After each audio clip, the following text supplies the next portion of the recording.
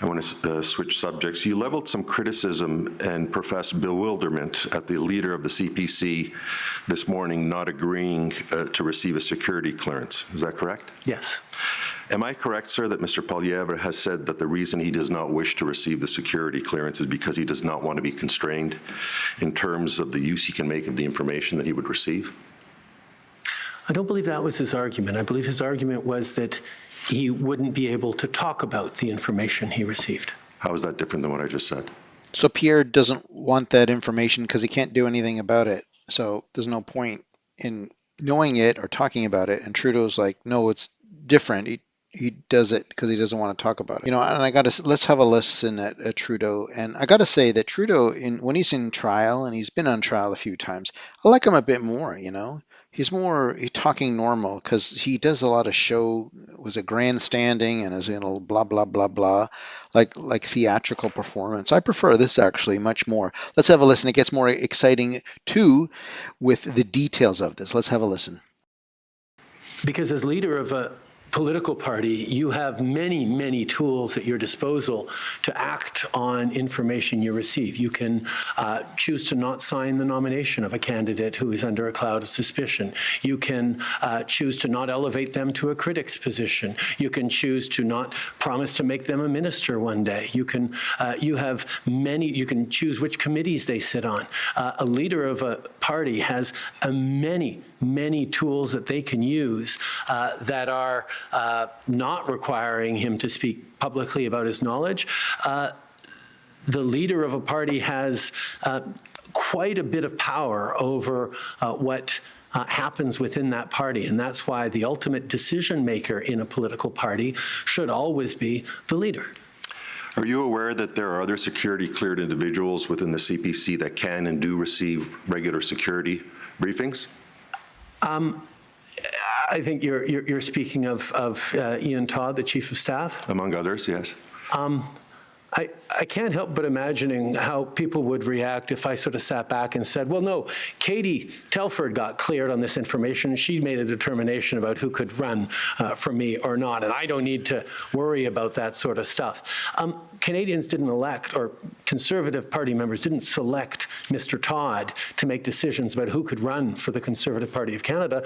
They expect Mr. Poilievre to take those decisions, but he has decided that he doesn't want to take those decisions. Sir, just over the lunch break, and you didn't mention Mr. Todd at all in the bombshell disclosure that you made today, but just over the lunch break, in light of that, in response to your news this morning that you were aware of a number of CPC parliamentarians and former parliamentarians that are at risk of being compromised by foreign interference, Mr. Todd has advised that he has received a number of top secret briefings from the security establishment, and in none of these briefings has the name of any Conservative parliamentarian or candidate, past or present, been brought to the attention of Mr. Todd. Why is that? You'd have to ask CSIS for that, but my supposition is that Mr. Todd is not the one who is responsible for determining what candidates can run or not for the Conservative Party of Canada, that it would be the leader. And much of the information that is handed out to various individuals with security clearances is determined on their need-to-know basis. You indicated today, as I indicated earlier, in a very public forum and in a very public manner, your knowledge of the names of CPC parliamentarians and the risk that they risk being compromised by foreign interference. Am I correct, sir, that one way that you could arrange for those threats to be mitigated is through the use of threat reduction measures under Section 12.1 of the CSIS Act? Threat reduction measures are tools that CSIS has used regularly in many cases regarding different parliamentarians, and it is very possible that a number of those parliamentarians will have had visits from CSIS and either defensive briefings or others to try and mitigate the risks that they are going through. That is different from a leader choosing to willfully remain ignorant of very serious contentions, including by the NSICOP, that the leadership race that elevated him to leader was compromised by foreign interference. And if the tool of the TRMs were used, you couldn't use the Leader of the Opposition's reluctance to obtain security clearance as an excuse not to provide that information to the CPC. Isn't that correct? I'm sorry, I'm not following. Can you rephrase the question? Sure. If someone wanted to get this information, this information about the names of the parliamentarians, for example, because of some imminent threat to the leader of the CPC, TRMs could be used, and in that event, it wouldn't be necessary for the leader of the CPC to obtain security clearance. No, you're entirely wrong on that. If you were to know that a certain candidate had a high degree of exposure to foreign interference and vulnerability, either witting or unwitting, giving a threat reduction measure to that candidate would not necessarily, and quite frankly, in my experience, highly unlikely to have the candidate spontaneously decide to step down as either a candidate or a member of parliament and not run in the next election. That is a determination that only a leader can make, looking at the vulnerabilities of that candidate, looking at the behavior, and to use the words of the NSIA, potentially poor judgment or inappropriate behavior or untrustworthiness. Those are the kinds of things that only a leader can actually ensure for the team that they're building, and potentially future ministerial elevations that would then have to run into a security clearance process that would stop them like a brick wall. Knowing that as a leader, as you are hoping to become Prime Minister of this country, would seem to be a very basic bar to hit if you want to take national security seriously. But the underlying premise of that answer you just gave is that the TRM can only be directed at the person affected and not the leader of the opposition. Isn't that correct? The TRM could be directed to Mr. Poilievre.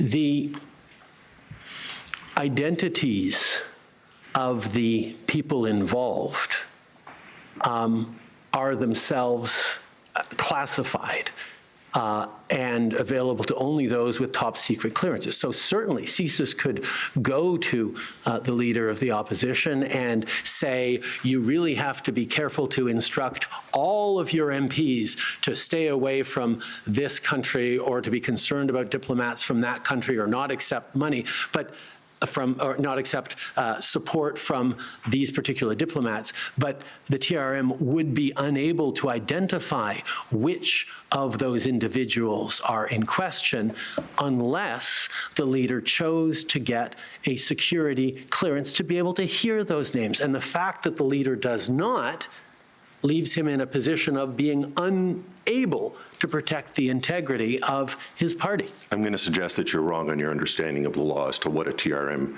can and can't do and who it can be directed to.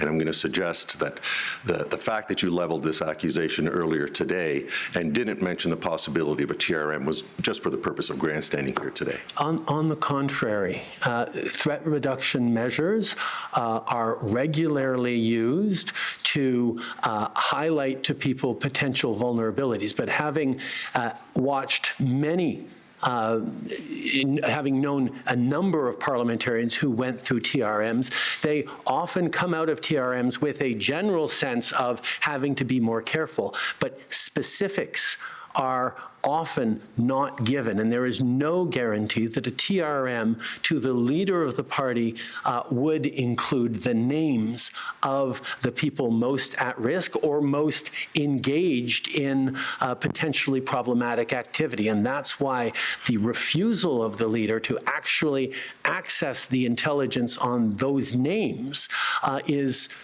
as I said, bewildering. Do you agree that often when CSIS or some other security agency shares classified information, the recipient is severely constrained in what he or she can do with that information? Yes. Okay. And in fact, your own chief of staff yesterday gave evidence that the recipient of that information would not be able to use that information in any manner. Do you agree with that? No, I disagree, because the party leader can choose to not allow someone to run for them for any number of reasons, knowing in the back of your mind that this is the real reason, but giving it as an example, I'd actually prefer to have this other person run instead, or you had sketchy business dealings in the past that means we're not going to go with you. There are all sorts of reasons that do not prove injurious to national security. The leader has a level of power over who runs and what roles they have that doesn't require them to explain themselves. So again, the choice that Mr. Poilievre has made to not avail himself of available information, of readily available information to him if he were to get a security clearance and choose to take national security issues seriously, is unfortunate and shows a lack of seriousness around national security. And in your salacious testimony earlier today, you mentioned that you're aware of the names of past and present Conservative parliamentarians, former parliamentarians, candidates that are in risk of being compromised by foreign interference. I'd like to ask you, are you aware of the names of any Liberal parliamentarians, former parliamentarians or candidates that are at risk of being compromised by FI? Yes, and for other parties as well, because I have access to large amounts of information. Right. You didn't mention those today, right? We spent an entire session the last time we had a public hearing talking about concerns and named individuals that that CSIS and intelligence agencies had within the Liberal Party. Don Valley North comes to mind as a riding. So as I have said many times, there have been actions taken and choices made based on information we got because I had that security clearance. Right. Mr. Poilievre has decided not to get that security clearance, so he can't even know how to begin or not to make decisions regarding that information. Okay, so you've acknowledged Mr. Dong. I want to see if you can help us with, in connection with the warrant application that we were talking about earlier, that I was talking about earlier with you. Can you confirm that either the target of the information or one or more of the individuals on the Van Wienen list were Liberal operatives, sir? We object to that question on the grounds of national security. With all due respect, Madam Commissioner, when it suits the Prime Minister's purpose to say that there are Conservatives on a list that he can discuss or he can't discuss, that's fine. But when I ask for confirmation if there are Liberal operatives that are on a list, I said yes. My friends, well, I'm asking you in particular on that list there. But that is on the warrant or on the Van Wienen list. The Prime Minister has absolutely no engagement or authorities or involvement in the granting of CSIS warrants. That's a very different thing than concerns about parliamentarians who may have been exposed to foreign influence. And your attempts to conflate them are simply ineffective. Well, you're attempting to evade the question. I just asked you if any of the names there were Liberal operatives, not whether you could or couldn't do anything about it. That's all I'm asking for confirmation of. Well, I'm not sure what we're talking about. If we're talking about the warrant, anything that might be related to the warrant, then there's an objection to the question. If we're talking about some other list, then ask the question about the other list. So it's about the warrant? It's about the target of the warrant or the people that are named in the Van Wienen list that accompany the warrant. So the questions are noted. I have no choice, as you know, and we'll see whether the Commission will pursue these questions or not. Thank you.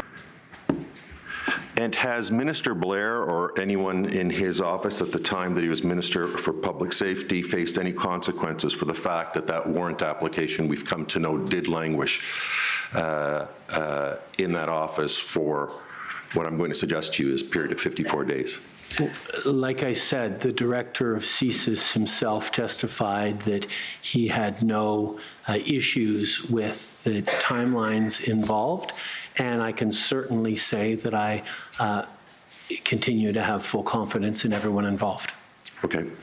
This is, I have to remind myself, this is the Foreign Interference Committee or trial that Trudeau's been on. I think it's his third time or maybe fourth. Or maybe there's a couple that he missed, like the We Charity one. But to talk for 17 minutes about this and Pierre, bringing up Pierre not getting access, I don't see what the benefit is. He can't promote him. Well, so that means Trudeau knows it and he won't promote people that committed a criminal act.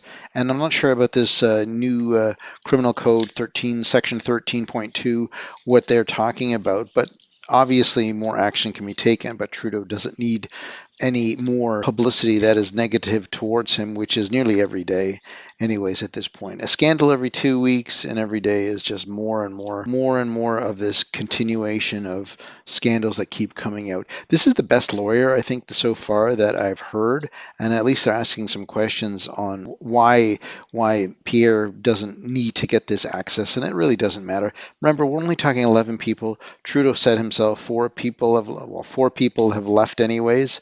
So there may be seven liberals, I would think, on that list, about four conservative, maybe 3. I'm guessing on that part because Jagmeet Singh looked at it and I thought he hinted, oh, phew, as none of the NDP leaders and that Elizabeth May, that one that likes the cocktails, there's no point in her looking at it too, but she said too it was a criminal act. So the serious ones were on the Liberal one, and it doesn't really matter, in my opinion. Doesn't really matter. It just seems to be getting under Trudeau's skin a lot, which is actually very easy if you just don't obey what he does. So anyway, thanks for watching. See you in the next video. Best of goodbyes.